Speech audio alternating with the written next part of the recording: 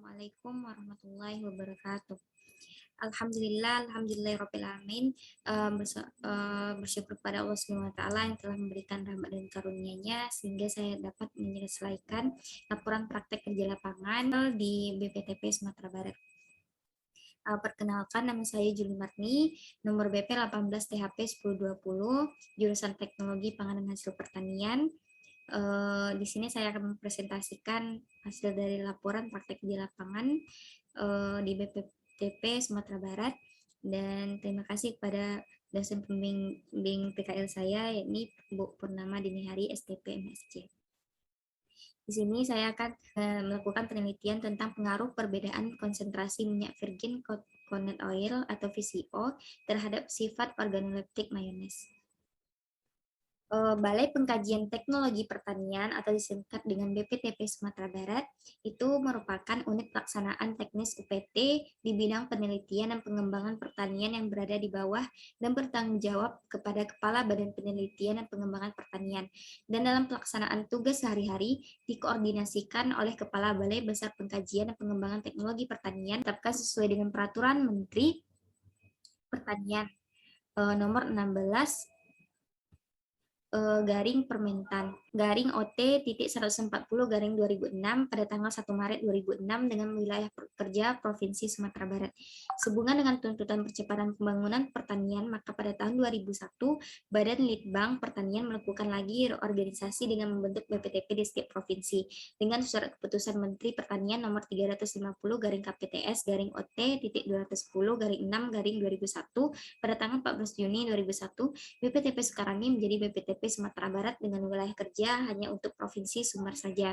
Dalam keputusan ini, BPTP Sumbar memiliki satu laboratorium diseminasi di Padang serta 3 kebun percobaan, yakni Bandar Buat di Padang, Sitiong di Kabupaten Damastraya, dan Rambatan di Kabupaten Tanah Datar, serta 1 laboratorium tanah di Kota Bukit Tinggi. BPTP Sumbar juga mempunyai sebuah Taman Sains Pertanian atau TSP yang jaraknya tidak jauh dari BPTP Sumatera Barat ini, yang dibangun pada tahun 2017. Pendirian ini dilakukan karena daerah Alahan Panjang Kabupaten Solo telah dicanangkan oleh Kementerian Pertanian sebagai sentra bawang merah Sumatera pada Oktober 2016. Kemudian Taman Sains Pertanian ini seluas 100 hektar yang digunakan untuk pusat pelatihan bagi petani, penyuluhan pertanian, dan mahasiswa di daerah tersebut.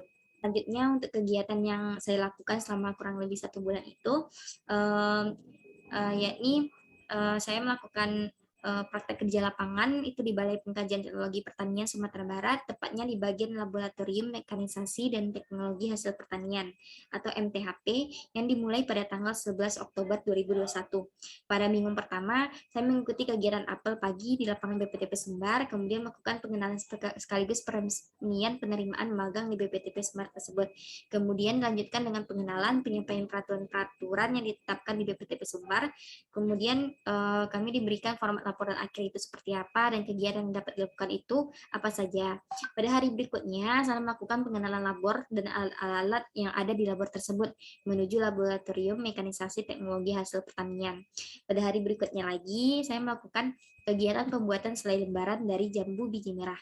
Pada hari selanjutnya, saya melakukan pembuatan kue mangkok dari ubi ungu sebagai bentuk aplikasi dari teknologi pengolahan ubi ungu, serta ada juga membuat visualisnya. Pada minggu kedua, saya melakukan apel pagi setiap hari Seninnya di lapangan BPTP Sumbar tersebut. Kemudian setelah itu saya melakukan pembuatan tepung porang, di mana tepung porang tersebut membutuhkan waktu selama 2 hari dengan pengupasan, dirajang, pengeringan dengan oven selama 20 jam. Kemudian chip porang kering digiling, diayak hingga dihasilkan tepung porang. Pada hari berikutnya lagi dilanjutkan dengan pembuatan beras porang dengan pengupasan, pencucian, perebusan, dan ditambah dengan NaCl sampai ubi porang tersebut menjadi lembut. Kemudian ditumbuk dan diaduk, kemudian dilakukan pencetakan beras porang dan di oven. Selanjutnya pada minggu ketiga saya melakukan apel pagi pada hari Seninnya. Kemudian setelah itu dilanjutkan dengan pengupasan bawang, lalu ditiriskan dan ditambahkan asam sitrat. Kemudian dikeringkan dan di oven selama semalaman untuk membuat bawang kering. Hari berikutnya dilanjutkan dengan pengupasan bawang, kemudian di blanching dan di blender, kemudian di steam untuk mendapatkan pasta bawangnya. Pada hari berikutnya lagi, saya membuat tepung pisang. Pembuatan tepung pisang tersebut diawali dengan pengukusan selama 5 menit, lalu direndam, dikupas kulitnya, setelah itu dirajang, hasilnya direndam dalam larutan natrium metabisulfit. Kemudian di oven selama kurang lebih 20 jam dan dilakukan penggilingan pengayakan hingga menjadi tepung. Pada minggu keempat, saya mulai memfokuskan pada pembuatan satu produk, yaitu mayones dari minyak VCO dengan konsentrasi yang berbeda, serta melakukan uji organoleptik. Untuk uji organoleptik tersebut dilakukan pada 20 orang panelis, di mana diantaranya adalah beberapa orang karyawan dan juga beberapa orang mahasiswa yang sedang magang di sana. Pada minggu ini juga saya mulai melakukan penyusunan laporan PKL. Untuk masalah yang ditemukan, seperti yang ketahui, mayones merupakan salah satu produk pangan yang berbentuk semi padat seperti saus yang populer di dunia berasal dari produk luar negeri. Di Indonesia, mayones itu digunakan sebagai salad dan juga sebagai bumbu berbagai jenis makanan. Salad itu merupakan makanan yang sehat. Penggunaan mayones pada salad itu dengan melumuri mayones di atas salad sebagai penyedap rasanya. Kemudian komposisi mayones itu sedikitnya mengandung 65% lemak atau minyak nabati, kuning telur dan cuka sebagai bahan utamanya. Kemudian gula, garam, dan mustard yellow sebagai bahan lainnya. Pada umumnya mayones tersebut diproduksi menggunakan minyak nabati seperti minyak canola, minyak kedelai, dan minyak zaitun. Dan itu merupakan produk impor. Oleh sebab itu diperlukan alternatif minyak yang lain dengan bahan bakunya mudah diperoleh di Indonesia sebagai pengganti dari minyak pada umumnya tersebut.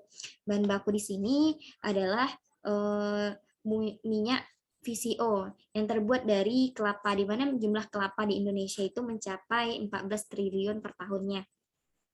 Kemudian minyak VCO memiliki titik beku sebesar 18-20 derajat Celcius, di mana di daerah Sukarami, Kabupaten Solo tersebut memiliki suhu lingkungan yang rendah, yaitu di bawah 20 derajat Celcius, sehingga membuat VCO itu menjadi beku. Kemudian untuk solusi yang ditawarkan, kelapa merupakan tanaman jenis palma yang mempunyai nilai ekonomis yang cukup tinggi di Indonesia. Tanaman ini banyak dimanfaatkan terutama daging buahnya untuk membuat santan, kopra, dan minyak kelapa, juga minyak VCO. Minyak VCO ini memiliki kandungan asam lemak rantai pendek dan menengah, seperti kaprilat, kaprat, dan laurat. Di dalamnya yang diketahui memiliki nilai biologis tertentu bagi tubuh manusia. Abbas et al. 2015. Sedangkan komponen asam lemak tak jenuh itu yaitu asam olet dan asam siklopropanpentanoat dan asam stearat. Minyak VCO berbeda dengan minyak kelapa dari segi pembuatannya karena minyak VCO ini dibuat tanpa pemanasan, sedangkan minyak kelapa digunakan pemanasan. Minyak VCO dihasilkan dengan warna yang bening seperti air mineral dan tidak terjadi perubahan pada sifat alami minyaknya. Sedangkan minyak kelapa itu berwarna agak lebih kekuningan.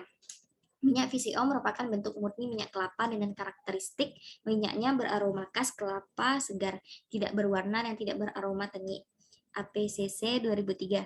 Selain itu, minyak VCO memiliki umur simpan yang panjang, yaitu lebih dari 12 bulan. Minyak VCO memiliki beberapa keunggulan, yaitu bahan bakunya banyak terdapat di Indonesia dan dapat diolah dengan cara yang sederhana. Minyak VCO dibuat dengan cara diekstrak dari kelapa masak berumur 12-13 bulan. Menurut Onsard et al. 2005, bahwa minyak VCO yang dibuat dengan cara basah dibagi atas tahapan, yaitu pembuatan santan, pemisahan krim dan skim, dan pemecahan santan agar terpisah. Minyak VCO yang mempunyai titik beku yang rendah membuatnya menjadi beku di daerah Sukarami, Kabupaten Solo tersebut, sehingga penyimpanannya itu dilakukan di dalam oven pada suhu 30 derajat Celcius atau suhu ruang. Pada praktek kerja lapangan ini, saya membuat pengaruh perbedaan konsentrasi minyak virgin coconut oil terhadap sifat organoleptik mayones. Untuk alat dan bahan digunakan yaitu wadah, plastik, pipet, saringan, plastik neraca analitik, mixer, sendok, gelas ukur, kertas saring, corong, botol kaca, cup kecil. Bahannya itu kelapa parut, kuning telur, ayam ras, mustard yellow, gula, garam, cuka, dan air. Kemudian untuk formulasinya dapat dilihat pada di bawah ini. Perlakuan 1, perlakuan 2, dan juga perlakuan 3. Selanjutnya untuk pembuatan minyak VCO. Caranya itu dengan menyiapkan 2 buah kelapa parut, kemudian di kelapa parut dicampur dengan 100 ml air bersih, kemudian diperas lalu disaring dan ditampung pada wadah, setelah itu dimasukkan santan ke dalam plastik dan ikat dengan karet. Kemudian santan hasil dari perasan pada plastik didiamkan selama 3 jam sehingga terpisah antara kanil atau krim pada bagian atas dan air di bagian bawah. Setelah terpisah, gunting bagian ujung plastik dan dikeluarkan air di dalam plastik. Selanjutnya kanil atau krim dimixer selama 25 menit. Selanjutnya kanil atau krim dimasukkan ke dalam plastik lalu diikat. Kemudian didiamkan selama 2 hari. Selanjutnya akan terbentuk 3 lapisan. Lapisan pertama itu adalah paling atas itu adalah minyak, lapisan tengah adalah blondo, dan lapisan ketiga adalah air. Selanjutnya pisahkan minyak dengan menusuk bagian plastik itu dengan pipet kecil, lalu ditampung pada wadah. Setelah itu minyak didapatkan kemudian disaring dengan kertas saring agar mendapatkan minyak VCO yang jernih. Selanjutnya pembuatan mayones. Pembuatan mayones itu dilakukan dengan menimbang semua bahan, yakni 9 gram kuning telur, 1 gram garam, 11 gram gula, 6 gram cuka, dan 3 gram mustard. Setelah ditimbang, campurkan semua bahan lalu dimixer hingga homogen. Selanjutnya masukkan minyak VCO pada perlakuan A itu 60 ml, perlakuan B 65 ml, dan perlakuan C adalah 70 ml. Dan cuka sedikit demi sedikit secara selang-seling ke dalam campuran sebelumnya hingga homogen. Kemudian mayones siap untuk diuji secara organoleptik. Untuk hasil dan pembahasannya, rendaman minyak VCO dari 800 ml santan dihasilkan 205 ml minyak VCO. Rendaman dihasilkan dari pengendapan santan selama 2 hari. Kemudian untuk rata-rata hasil penilaian organoleptik dapat dilihat pada tabel di bawah ini. Dari warna. Pada pembuatan mayones dengan perbedaan konsentrasi minyak VCO perlakuan 3 dengan penambahan minyak VCO 70 ml diperoleh tingkat kesukaan warna yang tertinggi disebabkan oleh warna yang dihasilkan kuningnya itu lebih pucat. Sedangkan pada perlakuan 1 dan 2 itu menghasilkan warna mayones yang lebih kuning gitu. Selanjutnya untuk aroma, pada hasil uji organoleptik didapatkan bahwa perlakuan 2 dengan konsentrasi minyak 65 ml dapat memberikan aroma yang paling disukai karena menghasilkan aroma yang tidak terlalu menyengat dan ada khas dari aroma mayonesnya. Selanjutnya pada rasa, hasil dari uji rasa mayones dapat turut-turut dari yang tertinggi yaitu perlakuan 1, perlakuan 2 memiliki rata-rata rasa yang sama yakni 3,65 dengan perlakuan 3 yang diperoleh hingga rasa yang rendah yaitu sebesar 3,4. Hal ini menunjukkan bahwa perlakuan 1 dengan minyak VCO 60 ml dan perlakuan 2 dengan minyak VCO 65 ml memiliki rasa yang khas mayones dan sulit untuk dibedakan. Sedangkan perlakuan 3 dan konsentrasi minyak 70 ml dihasilkan rasa yang lebih menyengat, yang kurang disukai oleh panelis.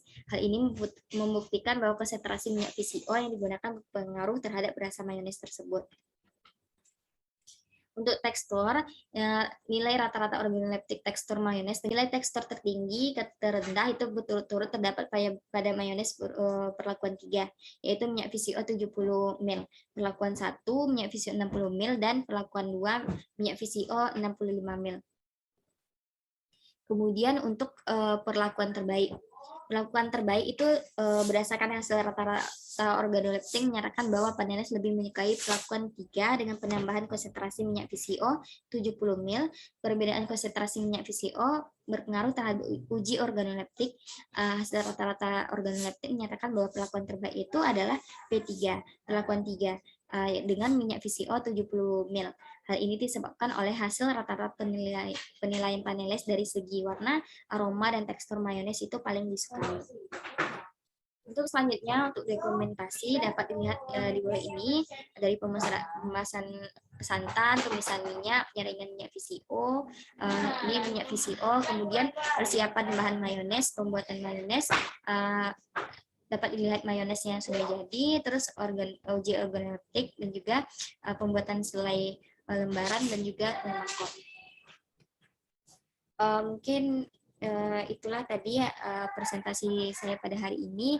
Lebih dan kurang saya mohon maaf. Wassalamualaikum warahmatullahi wabarakatuh.